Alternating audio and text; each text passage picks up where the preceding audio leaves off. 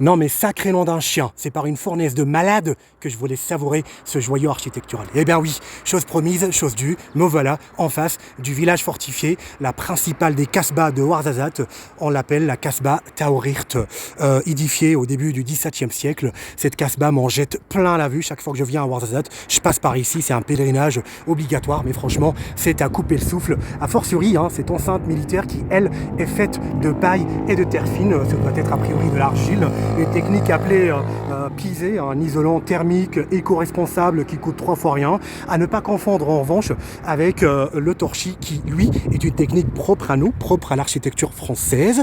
On le retrouve le torchis associé davantage avec les maisons à colombage, notamment en Alsace, en Bretagne, voire même à Dijon, j'en ai vu pas mal de fois. Bref, si vous êtes un amateur d'architecture, vous saurez très bien quelle différence il y a entre torchis et pisé. Je ne suis pas là pour vous faire des cours d'architecture, en revanche, je n'en fais jamais d'autres. Regardez-moi cette fente verticale en face, une petite ouverture étroite à travers laquelle probablement là, les archers tiraient tout en restant à l'épreuve des tirs ennemis. De l'autre côté en revanche, vous avez une espèce de saillie. Eh bien certains y voient un oriel, moi j'y vois soit un machicoulis, soit une échauguette, mais principalement un machicoulis.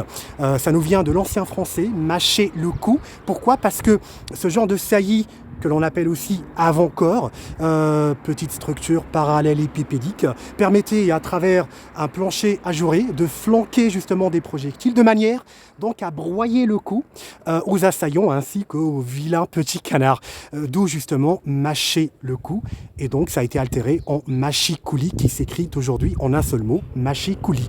Voilà, je suis vraiment émerveillé, ce joyau, ce bijou architectural est à couper le souffle. À l'intérieur de ce village se trouvaient donc des juifs avant malheureusement leur émigration en Europe en 1950. Par contre, leurs vestiges y demeurent toujours, à savoir une synagogue. Sinon, mon séjour arrive à son terme. Je dois donc repartir à Rabat pour reprendre mes révisions. Et pour ceux qui me suivent, eh bien, sachez que j'ai décroché malgré tout une bourse doctorale de plus de 15 000 $ canadiens, chose qui permettra de repartir du bon pied et puis de trouver place quelque part. Voilà, je vous laisse donc vous délecter de ce bijou architectural avant de vous dire à bientôt.